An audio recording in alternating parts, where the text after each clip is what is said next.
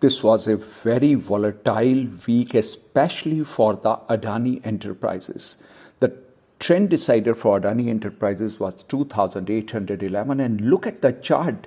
This is hourly chart for the 4 hours is managed about 2,811. It dropped below, and from there was a pullback to Resistance 2. Resistance 2 is trend decider for us. The resistance 2 level is 3073 and the top was formed at 3073. Not 1 rupee here or there. And from there it dropped to trend decider, and from trend decider to support 2, and then the final support of round 1 of 2387 was also being taken. Round trend decider or round 2 was 2133.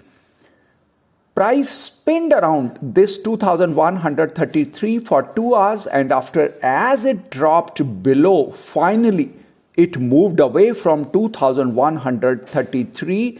It managed to take the support, and at support 2 of round 2 only, which is 1776, managed for 3 hours, and from there it dropped to the final support, which is 1069, and the low was 1017. Just there was a gap of 50 points as it managed to take a sharp pullback from this.